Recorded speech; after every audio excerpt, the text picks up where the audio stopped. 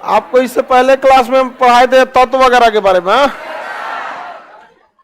PDF अभी नहीं, Monday को आप लोग को मिलेगा। अभी क्या बोले हैं?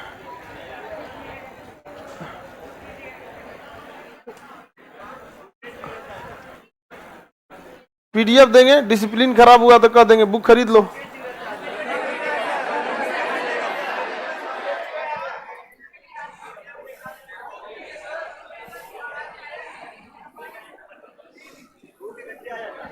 क्या जी?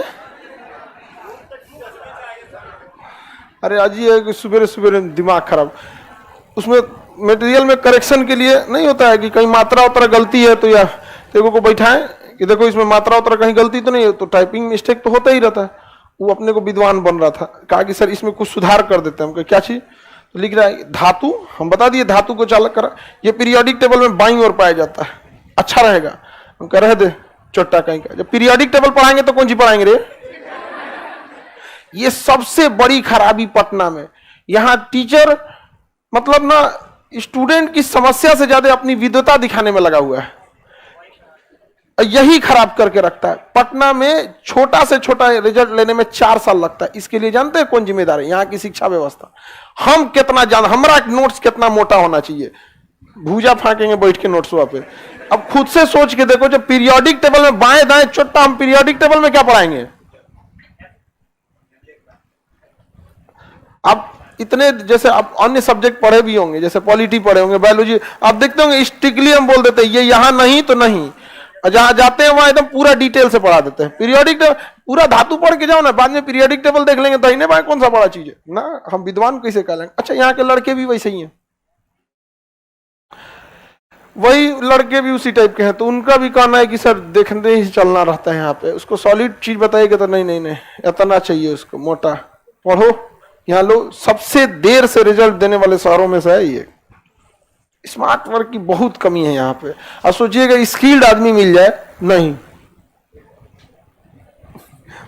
ऐसा ऐसा एक से एक नमूना मिलेगा। सो जैसे हम आपको बताएं यौगिक H2O यौगिक हो गया कि नहीं?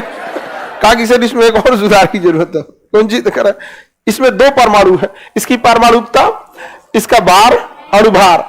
अच्छा ठीक ठीक ठीक, तो एटॉमिक चैप्टर में क्या चीज? शांति से तुम इसमें मात्रा सुधार, तुम उस लायक नहीं है। कहा कि हम फला फला कोचिंग में काम किया, हमको इसीलिए कोचिंग डुबाया है।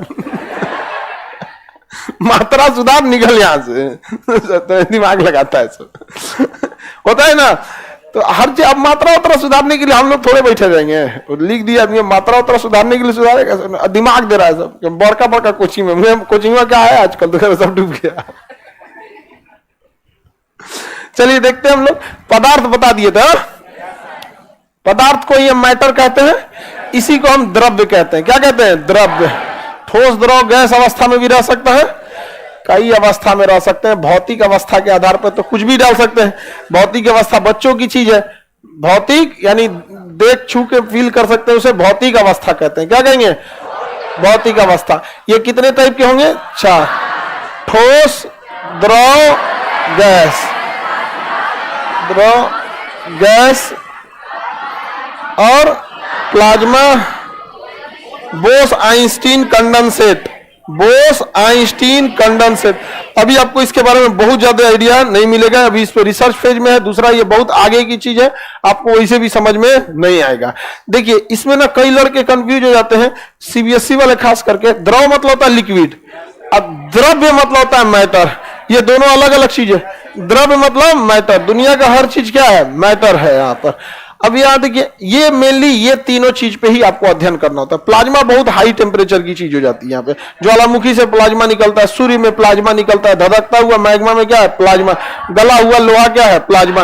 हम लोग ज्यादातर यही 3 चीज का क्या करते हैं? यूज करते हैं। यही ना, सॉलिड, लिक्विड, गैस का यूज करते हैं। सबसे ज्यादा गति किसमें होती है? गैस में। सबसे कम गति ठोस में होती है, सबसे कम गति ठोस में होती है। तो ठोस, द्रव तथा गैस, इसमें सबसे कम गति किसमें है? ठोस में। अब देखिए जल एक ऐसा चीज है ना जो तीनों अवस्था में पाया जाता है। वो गैस भी हो सकता है भाप बन के, गैस भी हो सकता, द्रव भी हो सकता है और ठोस भी हो सकता है। समझ में आ गया कि नहीं?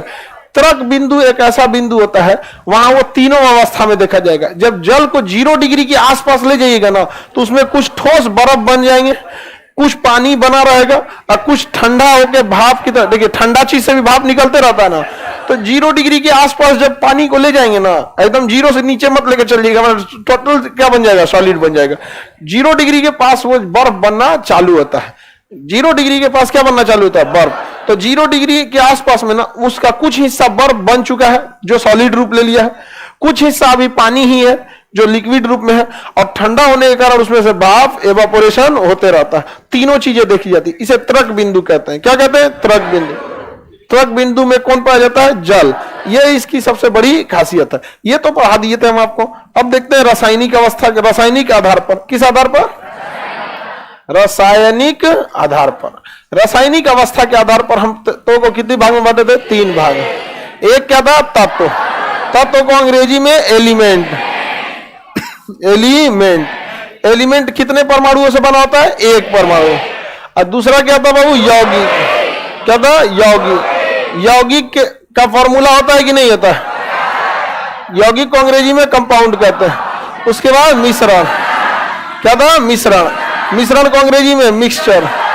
क्या था, मिक्सचर। आगे बढ़े, देखिए आपको तत्व भी बता दिए थे जो एक ही परमाणु से बना होता है। ये 3 टाइप के हो सकते हैं। क्या हो सकता है, धातु, इसी को हम चालक कहते हैं। अधातु, अधातु को कुचालक, कुचालक। और अर्धचालक, उपधातु, उपधातु, अंग्रेजी में अर्धचालक। क्या कहेंगे, अर्धचालक। अर्धचालक समझ में आ गया कि नहीं आ गया, अर्धचालक। देखिए अर्धचालक में करंट बहुत ही कम जाता है। सिलिकॉन क्या है, अर्धचालक। सिलिकॉन अर्धचालक।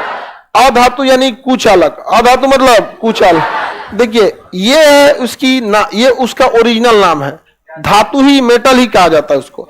लेकिन ये जो नाम दिया गया है ये करंट के बिहाफ पे दिया गया है। अगर करंट जा रहा है तो चालक, इसी को सुचालक कहता है सब। नहीं जा रहा है तो कुचालक, इसी को अचालक कहता है सब। थोड़ा थोड़ा जा रहा है तो चालक मतलब करंट को ले जाने वाला, कंडक्टर। तार जो होता है ना, वायर, वायर को हम लोग कंडक्टर भी कहते हैं, चालक भी कहते हैं। जैसे न्यूमेरिकल जब इलेक्ट्रिसिटी का पढ़ेंगे तो तार नहीं बोलेगा, लिखेगा एक चालक में धारा जा रही है। चालक यानी कंडक्टर मतलब क्या होता है, हाँ, तार वगैरह को चालक कहा जाता है। समझ में आ गया कि नहीं आ गया, आगे बढ़े। यौगिक में आपको बताया था इसका फॉर्मूला होता है कि नहीं होता है। कितने टाइप के यौगिक मिलेंगे, 2। अगर कार्बन है तो कार्बनिक, कार्बन है तो कार्बन, जैसे CH4, CH4, अरे कुछ ले आ दीजिए कि बस उसमें कार्बन रह जाए। और दूसरा अकार्बन, अकार्बन क्या होता है, H2O, अकार्बनिक H2O। ये तो बता दिए थे। ऑर्गेनिक एंड इनऑर्गेनिक, कार्बन है तो ऑर्गेनिक, नहीं है तो इनऑर्गेनिक। दुनिया में सबसे ज्यादा चीज कार्बनिक पाए जाते हैं।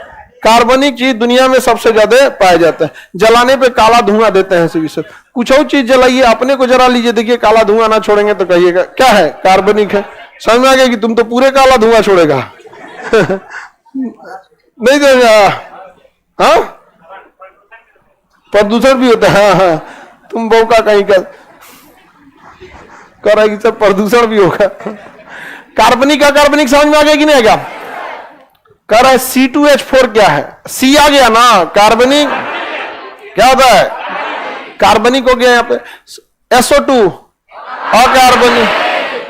बस इसमें कार्बनिक अकार्बनिक में बहुत बड़ा झमेला नहीं, आपको नॉर्मल रख लेना है। यहाँ पे हम यहाँ तक तो पढ़ा दिए थे। आज मिश्रण बता के उसके बाद परमाणु संरचना देखना है, मतलब ओवरऑल आपको देखना है। यही सब चीजों को और डिटेल से देखना है। ये 2 तो सबसे ज्यादा टाइम खा जाते हैं सब। उसके बाद परमाणु संरचना हम देखते हैं।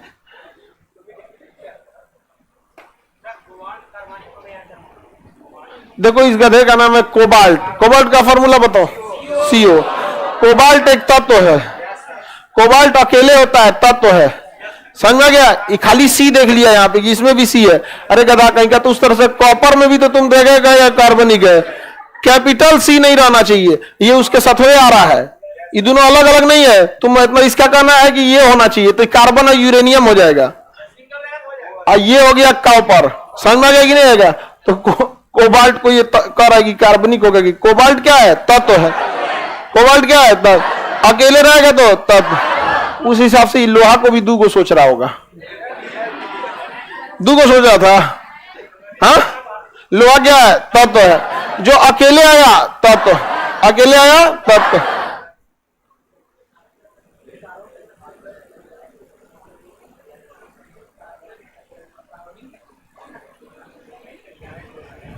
आगे बढ़े। अब हम लोग को देखना है मिश्रण। देखिए, अगर कोई चीज अकेले है तो इसका कोई काम है जी? ये तो कोई वो जान जाता है। सॉलिड लिक्विड गैस, भगा देते हैं उसको, भाग उधर। वो बच्चों का चीज था, नहीं समझे? यहां देखिए, तत्व तो पहचान लेंगे। अकेले आया, अकेले कोई भी चीज रहेगा तो क्या रहेगा? तत्व रहेगा। और अगर उसका फॉर्मूला है तो फॉर्मूला यौगिक। अब फॉर्मूला नहीं है तो मिश्रण। बिना फॉर्मूला है तो मिश्रण रहता है। मिश्रण में जैसे दूध, सीमेंट, कोई भी चीज मिला देंगे तो क्या हो जाएगा? मिश्रण। जिसका फॉर्मूला नहीं जानते हैं वो क्या हो गया? मिश्रण। जैसे लोहे का फॉर्मूला आपको पता है Fe, ये तत्व है। लोहा क्या है? तत्व है। Fe2O3 यौगिक हो गया। अब एक काम करिए, स्टील ले, लोहा और कार्बन को जब मिला देते हैं तो स्टील बनता है।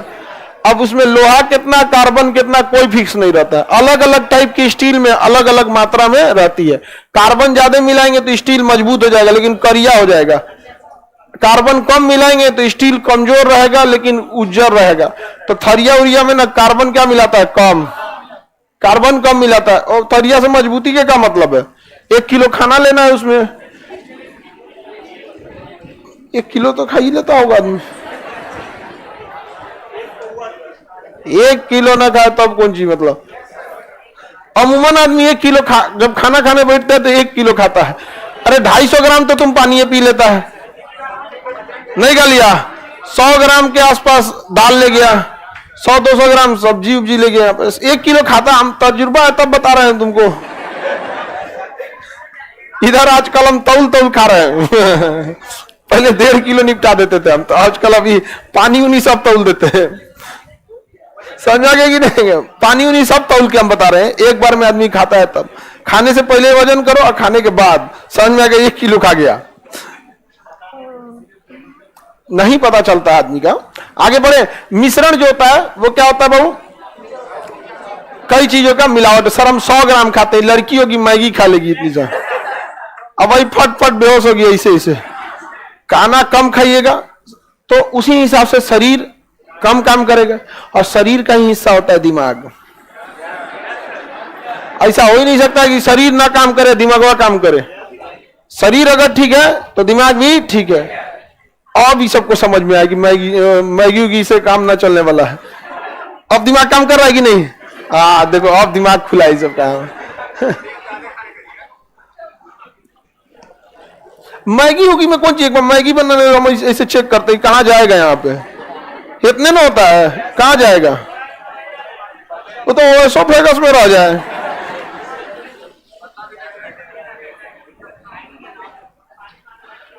कोई तो अपने दिमाग के बराबर ही खाती है,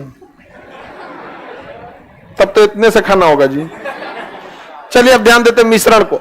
मिश्रण किसी अन्य चीजों को मिला दीजिए, क्या हो जाता है? मिश्रण। खून क्या है? मिश्रण। नाली का पानी मिश्रण। हवा मिश्रण। धुआं, ग्रीस, दूध, पानी यौगिक। पानी क्या है? यौगिक। अशुद्ध जल मिश्रण। अशुद्ध जल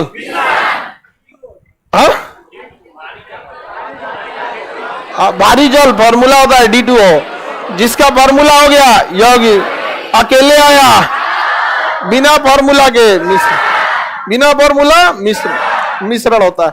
मिश्रण 2 टाइप के होते हैं। मिश्रण 2 टाइप से। एक होता है विसमांग। क्या होता है? विसमांग। विसमांग हेट्रोजीनस। विसमांग या हेट्रोजीनस, समझिए इसको ध्यान से, नहीं तो दिक्कत हो जाएगा। अब आगे परमाणु संरचना पढ़ाने वाले हैं। विसमांग मिश्रण उसे कहते हैं जिसमें जिस चीजों को आप मिलाए हैं वो दिखता है कि मिलाए हैं किस किस चीज को। जैसे आपको जाएंगे तो आजकल ना ये जो नया नया ये आया है सब, एगो नया मॉडल निकाला है सब सीबीएसई वाला, फ्रूट सलाद, फ्रूट चाट। अरे 4 को केला काट दे रहा है, सेब काट दे रहा है, 2 अनार छिड़क दे रहा है, आएगो कोचनी के लिए दे दे रहा है यहाँ पे उसको। अगर आप फ्रूट चाट, हमरा कहा था कि फ्रूट चाट हम ले आओ देखते हैं कैसे न ले आया, तो हम कहे कि यार ऐठ के काहे बोलता है सभी चीज को, बोलो ना कि मिक्स फ्रूट ला रहे हैं यहाँ पे, फ्रूट चाट दिखाता है क्या ये एडवांस फ्रूट चाट। तो जो फ्रूट चाट है उसमें आपको दिखता है कि ये केला है, अंगूर, आम, जो भी उसमें लगाता रहता है उसको काट कूट के देता रहता है। वो क्या कौन सा मिश्रण है? विषमंग। उसको कितना फेंट दीजिए, कितना कर दीजिए, वो दिखेगा ही दिखेगा। क्या होगा? दिख जाता है। वो कैसा है? विषमंग। जब चीजें दिख जाए क्या क्या मिलाया गया है तो विषमंग, यानी विषमांग मिश्रण उस मिश्रण को कहते हैं जिसके अवयव, यानी जो चीज मिलाया गया है अवयव अच्छे से न मिले हो और वो दिखाई पड़ जाते हैं, क्या गलत है? विषमांग। समझ में आ गया कि नहीं? जैसे आप लोग खाना बनाने से पहले मसाला निकालते होंगे लोग, इसे 4 गो 5 गो 10 गो मसाला निकालते हैं कि नहीं यहाँ पे, तो सब दिखता है कि लौंग है, इलायची है, ये जायफल है, तो जो भी मिलाया जाता है वो क्या है? विषमांग। दिखता है वो क्या चीज है? विषमांग मिश्रण। विषमांग मिश्रण। आप भूजा खाते हैं ना, भूजा मुढ़ी, उसमें दिखता है कि नमकीन, ये मूंगफली का दाना है, पहले ही निकाल के खत्म कर देता आदमी, बाद में उसको निपटाते रहेगा आदमी। मूंगफली का दाना गायब, वहां पे सब पहले ही गायब कर देता है। अब मुढ़ी वगैरह खाते हैं इसे, वो क्या है? विषमांग। आप मिलाए रहते हैं लेकिन अच्छे से नहीं मिला, दिख जाता है, वो क्या है? विषमांग। समझ में आ गया कि नहीं आ गया? फ्रूट चला क्या था? चाट। फ्रूट चाट क्या है? विषमांग। उसमें केला, सेब, अंगूर, संतरा, अमरूद सब दिख रहा होता है, कितना मिला लीजिए, फेंट लीजिए, वो क्या है? विषमांग। क्या है? विषमांग। समझ में आ गया कि नहीं आ गया? इसमें आपको अब ऐसा कांड कीजिए ना कि दिखबे ना करे कौन केला है, तो उसको मिक्सर में ले जाके मिक्सर में दाब दीजिए, उसको मारेगा, गरगरा देगा, उसमें सब सेब, संतरा, केला सब एक फेंट देगा और उसको बना देगा जूस। अब हो गया का पहचान, तो इसमें कौन चाहिए? अब पहचान में आएगा? अब पहचान में नहीं आएगा, तो क्या हो गया? समान। क्या हो गया? समान। जब सारा अंग समान रूप से मिल जाए तो उसे कहते हैं समांग, होमोजीनस। समांग या होमोजीनस, समांग या होमोजीनस।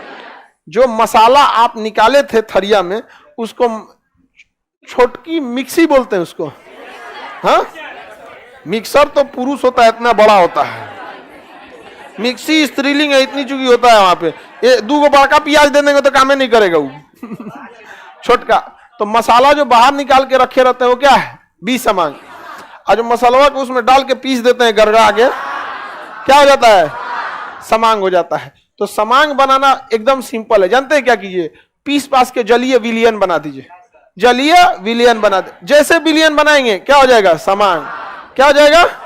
समांग हो जाएगा। समझ में आ गया कि नहीं आ गया? जैसे चीनी ले लीजिए और नमक ले लीजिए, आपस में कितना फेंटिए, विषमांग रहेगा, दिख जाएगा। बड़का दाना चीनी का, छोटका दाना नमक का। समझ में आ गया? अब इस ससुराल क्या बनाना है? समांग। ले जाइए किसमें? पानी में। पानी एक ऐसा चीज है जो विषमांग को क्या बना देता है? समान। जैसे सीमेंट और बालू मिलाइए, कितना कुदारी से फेंटते रहिए, सूखल सूखल, आपको लग जाएगा कि उधरिया सीमेंट ज्यादा, इधर बालू ज्यादा कम है, लेकिन उसको पूरा बढ़िया से एकदम कियारी बना देता है। सब देखेंगे ऐसे कियारी टाइप का बना देगा, और तब उसमें क्या करेगा? पानी डाल देता है यहाँ पे, और यहाँ पे पूरा पानी उन्हें डाल के और उसके बाद साइड साइड से इसे मिलाना चालू करता है। और जब खूब बढ़िया से मसाला बना देगा तो जलीय विलयन बन गया, तो क्या हो गया? समांग। अब बालू सीमेंट सब समान रूप से क्या हो गए हैं? मिल गए हैं। तो समांग मिश्रण बनाना बड़ा इजी है। समांग मिश्रण बनाना बहुत इजी। जैसे आप लड़का लड़की हैं, लोग कितनों सीट चेंज करके एक जगह कैसे कैसे बैठा दे, आप लोग क्या है? विषमांग। क्या है? विषमांग है। दिख जाएगा बकलोलवा यहाँ है, बकलोलिया यहाँ है। अब अगर आप लोग को समांग मिश्रण बनाना है तो बड़का साइज का मिक्सर लाना पड़ा, बहुत बड़ा। कितने लोग तैयार हैं समांग मिश्रण के लिए? हाँ, जो तैयार है इसका मतलब वो नहीं समझा है कि उसके साथ क्या होने वाला है। जूस बनेगा वो। समझ में आ गया कि नहीं? मिक्सर ले आके उसको क्या करना पड़ेगा, जूस बनाना, तब तो पता ही नहीं चलेगा किसका जूस है। समझ में आ गया कि नहीं?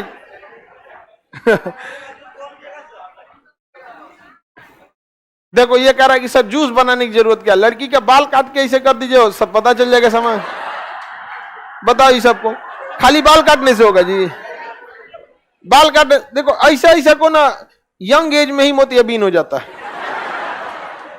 आप लोग को समान विसमान अंतर समझ में आ गया कि नहीं आ गया? तो जलीय विलयन समान। बिहार में जो लड़के खाना यहाँ लॉज में खाना बनाते हैं समझना, वो पहले से एगो मिठाई का डिब्बा रख ले रहता है, सब बिस्कुट चॉकलेट का, और खाली डिब्बा रहता है और उसमें एगो ये गोल ढक्कन लगल रहता है, और उसमें 1 किलो अरहर दाल और 1 किलो मसूर दाल को फेंट के रख ले रहता है, मिक्स करके रख ले रहता है, ललका और पियर का।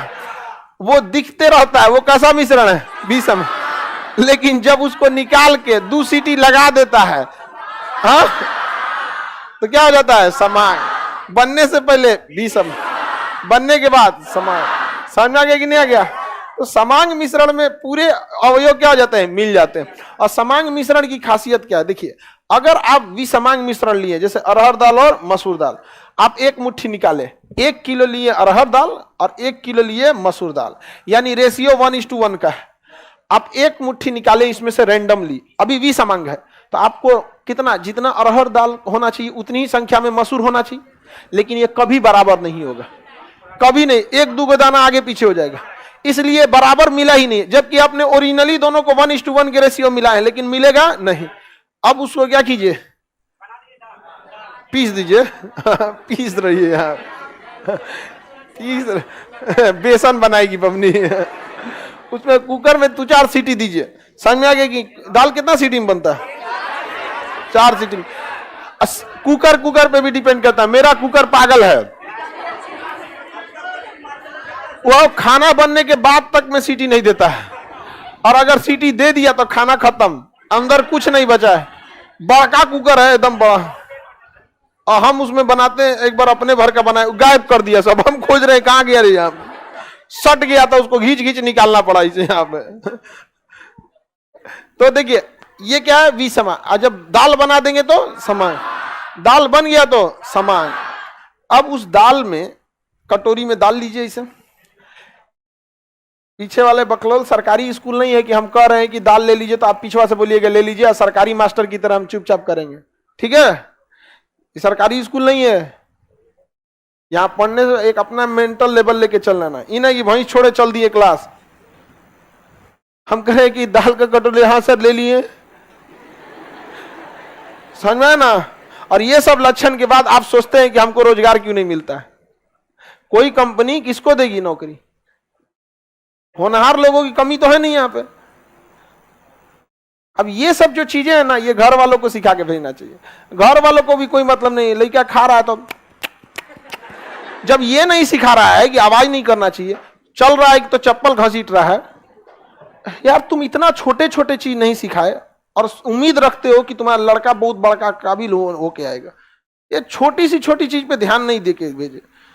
स्टार्टिंग होती है शिक्षा की घर से, छोटे से छोटी चीज को। ऐसा ना आएगा सब घर, कोई को देखेगा चप्पल घसीटते जाएगा सब, जबकि किसी भी ठीक ठाक इंसान को देखिएगा आराम से एक तरीके में चलता है वहां पर। उसके बाद सोचेगा सर कि ना सरकार इनको घरे बैठ के दे, बहु डीएम की नौकरी पसंद है आपको, ले लीजिए। ये सब चीजें बहुत बड़ी नहीं है, बट ये दिखाती है कि आप लापरवाह, छोटी सी छोटी चीज को ध्यान नहीं देते। तो अगर इसमें दाल बना दिए इसको, अब इसमें 1 चम्मच दाल आप यहां से निकालिए या 1 चम्मच दाल यहां से निकालिए। आप कहीं से भी अगर निकालते हैं तो टेस्ट आपको सेम रहेगा। टेस्ट क्या रहेगा? सेम रहेगा। टेस्ट सेम आए इसलिए दलघोटनी से और धके मिला देते हैं कि कहीं इन्ने उन्ने हुआ रहेगा तो क्या हो जाए, बराबर हो जाए। इसलिए देखिएगा अक्सर लोग को खाना वाना देना रहता है, दाल वाल तो नहीं देर का हो गया तो दोबारा हिला देता है लोग। अब महिला लोग को, मम्मी को तो ज्यादा इस सब का एक्सपीरियंस है, हम लोग हिलाई के चक्कर में छलका देंगे वहां पे, आराम से इसे हिला के दे देंगे, ले यहाँ पे। मम्मी को लगता है कि खाना एक के बार दे दो, चावल दे देंगे, वहीं पे दाल रख देंगे, सब्जी रख देंगे, बैठ के खाओ। कहाँ खा रहा है तुम? सब खाना चाहिए, फायदा करता है इसे भी हम। अरे दूरी का फायदा करता है कौन जी, बड़ हो गया आदमी, हमारा फायदे नहीं पता यहाँ पे। तो समांग और विसमांग समझ में आ गया? इसमें सारे अंग क्या हैं, बराबर मिल चुके हैं, सारे अंग बराबर मिल चुके हैं। तो मिश्रण के दोनों कैटेगरी समझ में आ गया। अगर हम किसी को लिक्विड बना दे तो क्या हो जाता है, क्या बन जाता है? अक्सर आप देखे होंगे सब्जी उब्जी बना दिए हैं तो सब्जी क्या हो गया है, समांग, समांग भी हो गया है, उसका मसाला उसका समांग हो गया है। आलू प्याज बराबर बाहर दिख रहा है वो नहीं है, लेकिन मसाला क्या है, समांग। कभी कभी आदमी नमक ज्यादा डाल देता है, ले हो गया, अब निकलेगा कैसे, लेकिन पानी डाल देंगे तो पंचुचुर हो जाएगा। पानी डालने कौन फायदा, पनिया खोल के बस उड़ेगा, नमकवा नहीं उड़ेगा, नींबू तो खट्टा हो जाएगा। अरे सीधी सी बात, वो क्या है, समांग है। क्या है, समांग है। समांग है तो हर अंग में भी नमक घुला होगा, नमक घुला होगा कि नहीं होगा। और नमक बारीक होता है तो आटा का छोट छोट 2-4 को लोई डाल दो, 1-2 को छोटा छोटा डाल दो, उसमें थोड़ा देर तक रखो, समांग मिश्रण है वो खींच लेगा। क्या करेगा, खींचेगा। खींचने के दौरान आलू प्याज तो नहीं खींच पाएगा, लिक्विड खींचेगा, और लिक्विड में नमक प्रॉपरली घुला हुआ है, निपटा देगा। 10-20% ऐसे निपटा दिया वहां पे। समझ में आ गया कि नहीं आ गया। दिक्कत कब होता है ना, जब सोचा खानवा में कोनो नमक डाल दिया है और फिर ओकर भोर पड़ गया कि डाले है कि नहीं, और दोबारा फिर उमच देता है, इस वजह पूरा जौहर कर देता है। आगे पीछे रहता है तो आदमी को चलबो करता है, इसे जो दोहरा देते हैं तो ये खतरनाक हो जाता है। और सबसे बड़ा दिक्कत जब शादी ब्याह में दोहरा देते हैं तब। आगे बढ़ जाए तो आपको समांग और विसमांग समझ में आ गया। तो ओवरऑल आपको पदार्थ समझ में आ गया आप लोगों को कि पदार्थ में आपको मेनली पढ़ना क्या है, पदार्थ में ये सारी चीजों को पढ़ना। अब हम लोग चलते हैं कि पदार्थ बना किस चीज का होता है, तत्व के बारे में। तत्व किससे बना होता है, अरे इसको हटा देना, ये तो बच्चों की चीज है, हम लोग को यहां से चालू करना है तत्व से। तत्व एक ही प्रकार के परमाणु से बना है, तो परमाणु के बारे में पढ़ते हैं। परमाणु क्या है, किसी भी तत्व का सबसे छोटा भाग क्या कहलाता है, परमाणु। जैसे इतना बड़ा लोहा लिए, तोड़ते गए तोड़ते गए तोड़ते गए, एकदम छोटा तोड़ दिए। अब उस को माइक्रोस्कोप से जूम करके फिर तोड़िए फिर तोड़िए फिर तोड़िए, एक ऐसा समय आएगा कि उसके बाद कहेगा अब ना टूट, तो वही क्या हो जाएगा, परमाणु। क्या हो जाएगा, परमाणु। परमाणु का सिद्धांत बहुत लोगों ने दिया था। जॉन डाल्टन ने परमाणु का सिद्धांत दिया था, और उससे पहले भारत के ऋषि कनाड ने दे दिया था। भारत के ऋषि ने क्या दे दिया, कनाड ने। लेकिन भारत के लोगों ने उसको ना मतलब उतना अच्छे से एलोबरेट नहीं किए थे लोग वहां पे, तो उन्होंने थोड़ा सा हम लोग क्या हो गए, पीछे रह गए लोग। दूसरा, हम लोग गुलामे इतना रह गए लोग कि अपनी बात को कौन जी, खाए पिए पे आफत आ गया, ये परमाणु सिद्धांत कहाँ चल जाएगा यहाँ पे। तो परमाणु जो है वो जॉन डाल्टन ने सिद्धांत दिया था सबसे पहले परमाणु का। उन्होंने कहा था कि परमाणु सबसे छोटा भाग है किसी भी तत्व का। तत्व एक ही प्रकार के परमाणु से मिलकर बने होते हैं, उसमें दूसरा कोई तत्व परमाणु नहीं मिला होता है। तो परमाणु सबसे छोटा भाग है। अब इस परमाणु के अंदर अध्ययन करने की बात आई, तो परमाणु इतना छोटा होता है कि आप उसे देख नहीं सकते हैं। आप उसको देखने के लिए किसका प्रयोग करना, माइक्रोस्कोप का। किसका प्रयोग करना पड़ेगा, माइक्रोस्कोप का। तो रदरफोर्ड नामक वैज्ञानिक है, कौन है, रदरफोर्ड। उन्होंने एक परमाणु लिया, देखिए हम इतना बड़ा बना देते हैं ताकि आपको दिखाई दे, इतना बड़ा परमाणु होता ही नहीं, दिखबे नहीं करेगा। हमारे एक चुटकी में 10,000 परमाणु आ जाएंगे सब, जबकि कोई जगह नहीं है यहाँ पे, और उसमें 10,000 से ज्यादा क्या आ जाएंगे सब, परमाणु आ जाएंगे सब। तो माइक्रोस्कोपिक दुनिया अलग होती है। अगर आप दही को देख लेंगे ना माइक्रोस्कोप से, खा नहीं पाइएगा। यहाँ पे कितिर केचुआ की तरह चलता है सब उसमें, यहाँ पे खा नहीं पाइएगा, वहां पे इतना ज्यादा संख्या में होते हैं सब यहाँ पे। तो ये हो गया आपका परमाणु। हम इतना बड़ा परमाणु होता है क्या, नहीं, परमाणु इतना बड़ा तो होता नहीं, हम तो समझाने के लिए लिए हैं। उन्होंने क्या किया, अब इस परमाणु के ऊपर उन्होंने सोचा इसको तोड़े तो टूटबे नहीं करे यहाँ पे, तो इसलिए उन्होंने सोचा कि कोई पावरफुल प्रकाश डाला जाए, जिसको देखा जाए कि प्रकाश इससे जाता है कि नहीं। तो उन्होंने अल्फा प्रकीर्णन का प्रयोग किया। गामा रे लिए तो परमाणु उधिया गया, गामा बहुत थे, भेदन क्षमता होती, छेद के निकल गया। अब पूरा का पूरा उनका प्रयोग ध्वस्त हो गया। तो रदरफोर्ड ने किसका प्रयोग किया था, अल्फा। किसका प्रयोग किया, अल्फा। जब उन्होंने अल्फा किरण को लिया तो लगभग 20,000 अल्फा किरणों को इसके ऊपर छोड़ा। ज्यादातर अल्फा किरण क्या हो गई, पार हो गई। ज्यादातर अल्फा किरणें पार हो गई, जिससे यह पता चलता है कि परमाणु का अधिकांश भाग खोखला होता है।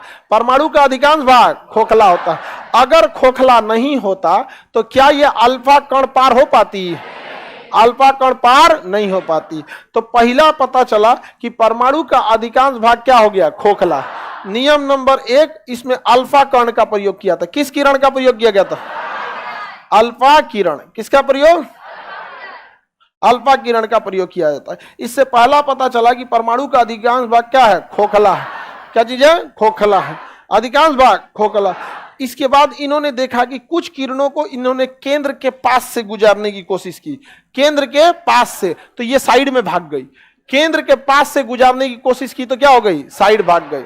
अब इन्होंने एक चीज तो समझ गया कि इसके केंद्रों में कुछ है जो इसको बीचों सीधे गुजरने नहीं दिया है।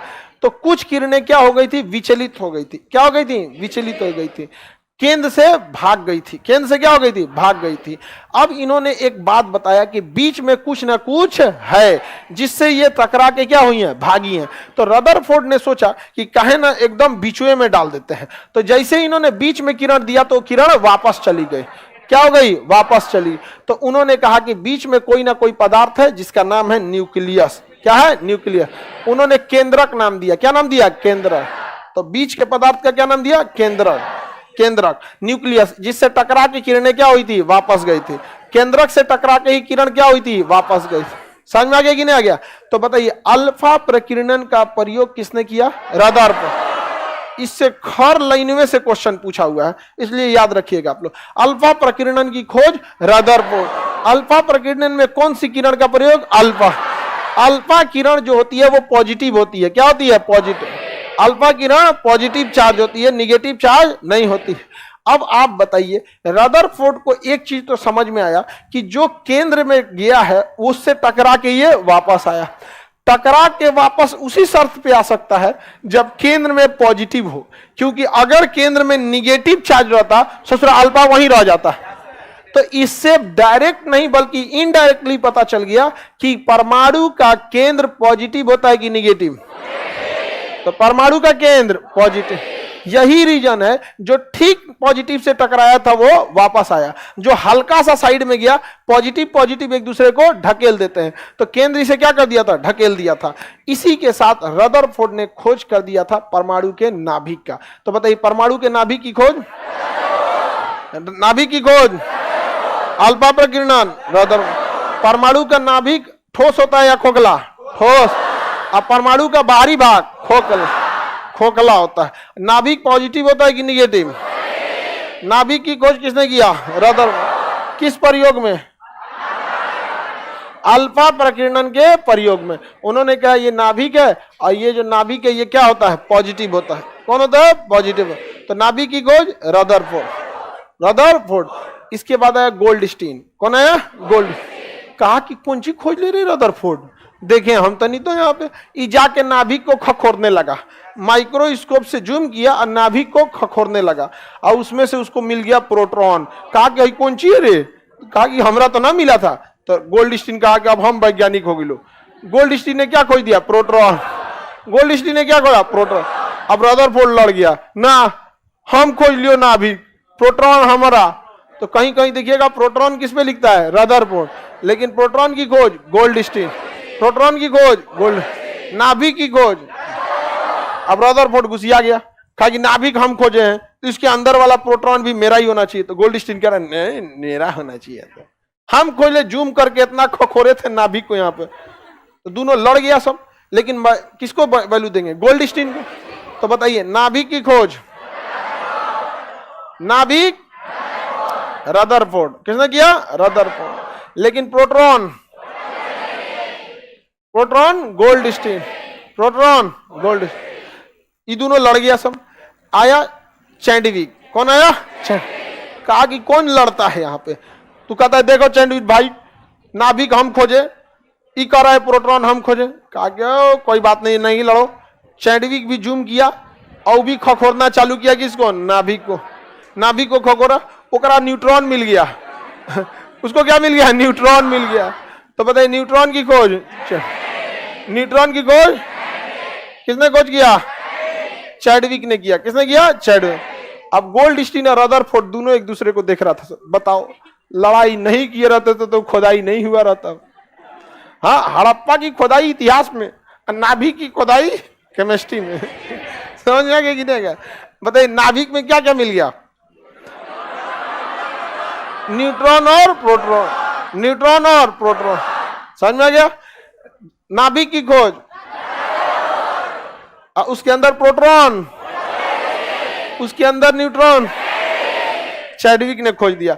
अब सब अपन माइक्रोस्कोप ले ले चल दिया सो कि भाई वैज्ञानिक बनना बड़ा आसान है। मार पूरा नाभिक उजाड़ दिया सब। जेनो को देखो लेके चल दिया को माइक्रोस्कोप, कहा नाभिक है रे, खोद सोच रहा है मैं दुकान चीज मिल रहा है, कोनो को कुछ नहीं मिला। एक आया जे थॉमसन, वो सोच रहा होकर नाभिके नहीं मिल रहा था, वो खोदना चालू कर दिया बाहर वहां, ओके मिलिए नहीं रहा था। तब यहाँ कहा कि यही कौन चीज रे, तो पता चला तो इलेक्ट्रॉन है। कहा हम वैज्ञानिक हो लो। बताइए इलेक्ट्रॉन की खोज जे थॉमसन, किसने किया? जे थॉम। तो इलेक्ट्रॉन की खोज बेचारा सब नाभिक में लड़ रहा था, ओकरा नाभिके नहीं मिल रहा था, ये बाहर खोदा मिल गया। अल्लाह मेहरबान तो गधा पहलवान। कुछ भी हो सकता है यहाँ पे, नहीं समझ में आया? बजे बाहरिया आई कर सर, बाहरी कोई नहीं खोज रहा था, सब उसी चक्कर में था। अब ये बताइए अगर रदरफोर्ड शांति से रहता, तनी और रिसर्च कर लेता तो क्या बिगड़ जाता? सारा उसी का होता। नाभिक की खोज Rutherford, neutron Rutherford, proton Rutherford, J electron Rutherford, परमाणु संरचना रदरफोर्ड, अल्फा प्रकीर्णन रदरफोर्ड। कितना बड़ा वैज्ञानिक है। इसलिए अगर आपको छोटी सफलता मिले तो उतराना नहीं है, नहीं तो कोई ना कोई चैडविक आएगा, कोई ना कोई गोल्डस्टीन आएगा, आप चुपचाप रह जाइएगा और वो निकल जाएगा आगे। यहाँ पे समझ में आ रहा है कि नहीं आ रहा है? किसी को दिक्कत? ज्यादा नहीं उतराना होता है। हम लोग का टेंशन बढ़ गया। काहे तुम्हारा टेंशन बढ़ गया? वैज्ञानिक बनना चाह रहा था क्या तुम? हाँ, एक वीडियो में हम बोले थे कि अगर किसी को गरीब बनने का शौक है तो हवाई जहाज की एयरलाइन कंपनी खोल ले। अभी देखिए गो फर्स्ट इंसॉल्वेंसी में चल गया। गो फर्स्ट का क्या हो गया? गो फर्स्ट एयरवेज अब बंद होने की कगार पे चली गई, और सहारा एयरलाइन बंद ही हो गई, किंगफिशर बंद हो गया, जेट एयरवेज बंद हो गया। तो हम यही बताएं, तो एगो नीचे कमेंट किया, ठीक हुआ सर बता दिया, हम तो खरीदने वाले थे जहाज। ऐसा ऐसा रहता है सर जिसका कोई हद नहीं, जहाज खरीदने वाले थे आप। बताइए नाभिक की खोज, नाभिक, प्रोटॉन, प्रोटॉन, ये दो लड़ा था सब। गोल्डस्टीन करा, हम इतना मेहनत से खोजे, हम ना देते यहाँ पे। कहा कि कौन मेरा, ये कौन मेरा। बेचारा गोल्डस्टीन कह रहा था कि ये कौन मेरा है, कह रहा था ये कौन मेरा है। रदरफोर्ड जाके हल्ला कर दिया कि इसका नाम प्रोटॉन है, इसका नाम प्रोटॉन। रदरफोर्ड कम नहीं था, कहा कि कुछ ना तो हम नमूने रख देते हैं। तो प्रोटॉन की खोज किसने किया? हाँ गोल्ड, लेकिन नाम रख दिया। तो दूसरे का लड़का का नाम आप रख देंगे तो आपका लड़का हो जाएगा क्या? हाँ, कोई ये ना कहेगा बबुआ नाम दिए थे यहाँ पे, नहीं समझ में आ गया? किसी को दिक्कत? अब जैसे इसके लड़का का नाम इपा चोखा रख देगा तो क्या दिक्कत है भाई? नाम कोई कुछ भी रख सकता है, नहीं समझ में आया? तो बताइए रदरफोर्ड और गोल्डस्टीन में कितना खतरनाक ठन गया था यहाँ पे। वो तो कहा नाम रख लो, उसे क्या मतलब बनता है? खोज तो हम ही किए थे। तो बताइए नाभिक की खोज, नाभिक, रदर, प्रोटॉन, गोल्डस्टीन, प्रोटॉन का नामकरण rather, neutron Chadwick, neutron Chadwick, electron J Thompson, electron J Thompson. समझ में आ गया कि नहीं आ गया? जे थॉमसन ने कहा कि अरे हम तो खोज कर दिए। तो जे थॉमसन ने एक सिद्धांत दिया, वाटरमेलन थ्योरी, तरबूजा का सिद्धांत। कहा कि जिस तरह तरबूजा काटिएगा तो ललका भाग बीच में और साइड साइड में दाना रहता है ना उसका, वैसे ही इलेक्ट्रॉन होता है साइड साइड में होता है। वो का तरबूजा फेंक दिया सब बाहर का। सोचा तू नहीं केमिस्ट्री में तरबूजा लेके आता भाई, यहाँ से हो गया इलेक्ट्रॉन खोज दिए। सोचा तू नहीं तरबूजा का सिद्धांत लेके चला था। हद तब हो गया जब एग्जाम में पूछ दिया था वाटरमेलन थ्योरी किसने दिया था। बताइए जिसका तरबूजा फेंका गया उसका क्वेश्चन पूछना भी ना का जरूरत। किसका तरबूजा फेंक दिया सब। को नाभिक नहीं मिल रहा था, भाग भर से खोल लिया बाहर में इलेक्ट्रॉन। तो तरबूजा का सिद्धांत लेके चला है। कैसे? जैसे तरबूजा में बिया चारों ओर बाहर बिखरा रहता है, उसी तरह इलेक्ट्रॉन चारों ओर बिखरा रहता है। समझ आ गया कि नहीं आएगा? भागो यहाँ से। सोचा तो नहीं तुम लोग का यहाँ नहीं। बोर बरी आया था, कौन आया था? Niels Bohr. नील्स बोर ने आया था तो उसने परमाणु संरचना को अच्छे से समझाया था। हालांकि ये सब अपने आप में लड़ रहा था, सब हमार हो तो यहाँ पे अल्फा प्रकीर्णन की खोज, हाँ, नाभिक की खोज, प्रोटॉन, प्रोटॉन का नामकरण, प्रोटॉन का नामकरण रदरफोर्ड, नाभिक की खोज Rutherford, neutron Chadwick, neutron, electron J Thomson. Alpha प्रकीर्णन में कौन सी किरण, अल्फा पॉजिटिव की निगेटिव, नाभिक पॉजिटिव की निगेटिव, हाँ, इलेक्ट्रॉन की खोज जे थॉमसन, नाभिक, हाँ, न्यूट्रॉन, प्रोटॉन, प्रोटॉन का नामकरण रदर, वाटरमेलन थ्योरी जे तम का तरबूजा बच्चा है, क्या हुआ, फेंक दिया तो तरबूजा लेके जाए यहाँ पे। अब एक बात बताइए बाबू, देखिए बाबू, नाभिक पॉजिटिव होता है कि निगेटिव? और आपको पता है कि नाभिक होता है पॉजिटिव और नाभिक में होता है प्रोटॉन, नाभिक में होता है प्रोटॉन और प्रोटॉन होता है पॉजिटिव, प्रोटॉन होता है और नाभिक में एक और चीज पाया जाता है, न्यूट्रॉन, प्रोटॉन के अलावे न्यूट्रॉन। प्रोटॉन तो होता है पॉजिटिव, न्यूट्रॉन कैसा होगा, न्यूट्रॉन निगेटिव। न्यूट्रॉन कैसा होना चाहिए आप बताओ बबनी? जब प्रोटॉन पॉजिटिव है तो न्यूट्रॉन कैसा होना चाहिए, निगेटिव। तो पॉजिटिव निगेटिव तो खत्म हो जाएगा, तब तो नाभिक गया काम से। इस पर कोई भी चार्ज नहीं होता, ना इस प्लस की ओर जाता है ना माइनस की ओर, क्योंकि अगर ये माइनस होता तो प्लस माइनस खत्म, नाभिक में कुछ होगा ही, नाभिक भड़क जाएगा, और नाभिक भड़क जाता तो ये सीधे निकल जाता है, क्या हो जाता है, पार कर जाता। नाभिक भड़कता नहीं है, अब भड़क गया तो तबाही ला देता है। परमाणु बम में नाभिक ही भड़क जाता है, क्योंकि परमाणु बम में न्यूट्रॉन को ही डिस्टर्ब कर दिया जाता है। किसे डिस्टर्ब कर दिया जाता है, न्यूट्रॉन, और न्यूट्रॉन घुसिया जाता है और प्रोटॉन को कहता है जीवन भर हम शांति से थे, ना पॉजिटिव थे ना निगेटिव थे, हमरा काय डिस्टर्ब करता है, ले धाए से। हिरोशिमा और नागासाकी, हिरोशिमा और नागा, इसलिए जो शांति से उसे शांत रहने दीजिए। समझ में आ गया कि नहीं आ गया? नहीं तो भड़केगा तो तबाही मचा देगा। तो जो परमाणु बम बोलते हैं लोग, वो एक्चुअल कौन होता है, न्यूट्रॉन। वो परमाणु बम भड़केगा ही नहीं जिसमें न्यूट्रॉन की कमी हो, वही परमाणु बम ब्लास्ट करता है जिसमें न्यूट्रॉनों की संख्या ज्यादा होती है। यूरेनियम में न्यूट्रॉनों की संख्या ज्यादा, यूरेनियम में न्यूट्रॉन, तनी लोहा पटकिए ना, और न्यूट्रॉन नहीं है उसमें, बहुत कम न्यूट्रॉन है, प्रोटॉन उसको दाब देगा, क्या बैठ यहां से जाते नहीं, भड़केंगे यहां पर। इसके लिए न्यूट्रॉनों को क्या रहना पड़ेगा, ज्यादा। न्यूट्रॉन कैसे भड़केंगे धाम से तो न्यूट्रॉन डिस्टर्ब हो जाएगा, कहेगा तू नहीं शांति से थे, क्या कर रहा है, तो प्रोटॉन उसको एक दूजा पड़ देगा, चुप यहाँ पे, कहेगा सुसरा तू नहीं, तुम भी बोलता है, ले धाए से मारेगा, प्रोटॉन छिड़ा जाएगा यहाँ पे। समझ में आ गया कि नहीं गया? तो परमाणु बम में मेन कारण क्या है, न्यूट्रॉन, न्यूट्रॉनों का ज्यादा होना। न्यूट्रॉन कम रहेगा तो प्रोटॉनवा दाब देता है कि रहना बकलोलवा कहीं का, कोनो पार्टी से जुड़वे नहीं किया है तुम, समझ में आया कि नहीं, चुपचाप तुम निकल यहां से, निर्दलीय है बेचारा।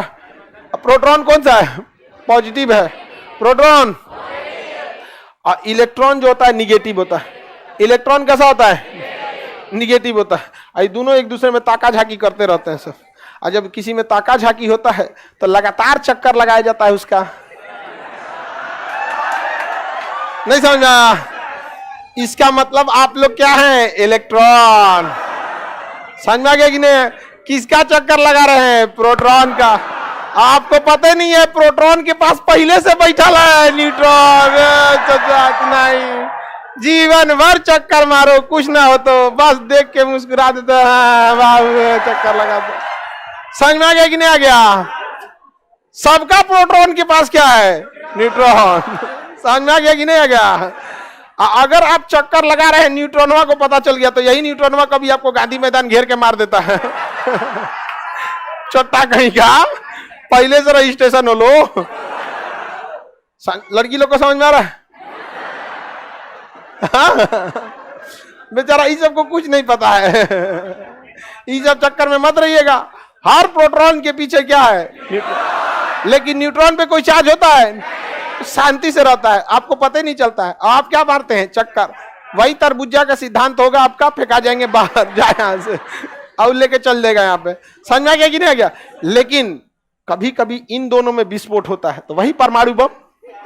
नहीं समझ में आ गया? नस काट लेता है,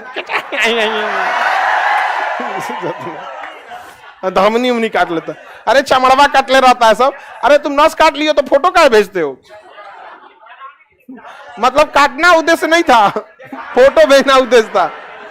अजब, अब हमारे पास अगर कोई इंजन करे तो हम ऐसा नहीं जरले जरले जवाब देते तो खुनुआ वापस भर लेता, चल जाओ यार, आदमी नहीं जल्ला दे ये। नहीं समझ? हमरे एगो दोस्त के पास जो भेजा था ना, कोनो ओकर न्यूट्रॉन भेज दिया कोनो, वो बेचारा टेंशन में, भाई काट ले लो, हमके छोड़ यार, काट ले लो यहाँ पे। अभी एम्बुलेंस, हॉस्टल, इतना हॉस्पिटल, MBBS, ये सब डिग्री किस लिए? आप लोग को इलेक्ट्रॉन नहीं बनना है। लड़की लोगों को, लड़का सबको समझा देना कि बाबू मेहनत व्यर्थ है। बोलिए, बढ़िए। इलेक्ट्रॉन पे निगेटिव चार्ज इसलिए पता चलता है, ध्यान से देखिए, यहां पे इसका पॉजिटिव चार्ज है, ये कैसे पता चला? क्योंकि ये टकरा के आया, ये हो गया, पता चल गया। इसमें कोई चार्ज नहीं होता, इसलिए पता चला क्योंकि अगर निगेटिव रहता तो प्लस माइनस खत्म हो जाते, ये होता ही नहीं, ये पार हो जाता। तो इन दोनों का चार्ज का तो पता चल गया। ये ससुरा भागता ही नहीं है, खाली गोल गोल चक्कर लगाता है। इसका गोल गोल चक्कर लगाता है, तो चक्कर एक के साथ पे लगाएगा, पॉजिटिव और निगेटिव। जब एगो का पता चल गया कि पॉजिटिव है, तो कंफर्म ये चक्कर लगा रहा है उसी सत पे कि निगेटिव है। न तो अगर ये पॉजिटिव रहता कब का छोड़ देता, भाई यहाँ से जाते दूसर खोज तो हम यहाँ पे। समझ में आ गया कि नहीं आ गया? यही होता है, कभी कभी एकरा चक्कर मार मार के थक जाता है। जब कहता है कोई दाल नहीं गल रहा, इसको क्या पता बेचारे को, लड़का तो सीधा होता है, इसको तो कुछ पता नहीं हकीकत के बारे में बेचारा, कि इसका पहले से कौन बैठल है? न्यूट्रॉन। तो कभी कभी कोई दूसर परमाणु बगल में रहता है ना, हाँ, तो यहां से इसमें चल जाता है, यहाँ चल गई तो यहाँ पे जय, आप भाग में जो यहाँ से चलते यहाँ। समझ में आ गया कि नहीं आएगा? तेरी गलियों में ना रखेंगे कदम आज के बाद। इसी घटना को कहते हैं परमाणु रिएक्शन, केमिकल रिएक्शन। समझ में आ गया? क्या हो गया? Chemical reaction. समझ में आ गया कि नहीं आ गया? यहाँ रिएक्शन हो गया, दोनों एकदम खुश रहेंगे सब। पहिल का बहुत खचरा था। समझ में आ गया कि नहीं? तो न्यूक्लियर रिएक्शन में इलेक्ट्रॉन का आदान प्रदान होता है। समझ में आ गया? इसीलिए इलेक्ट्रॉन को आवारा तत्व कहा जाता है। लक्षण मैच कर रहा है। आवारा कण किसे कहा जाता है? इसे आवारा बनाया कौन?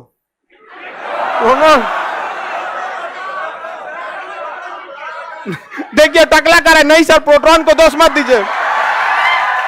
टकला करे नहीं सर, प्रोटॉन को दोष मत दीजिए, छोटा न्यूट्रॉन हुआ था यहाँ।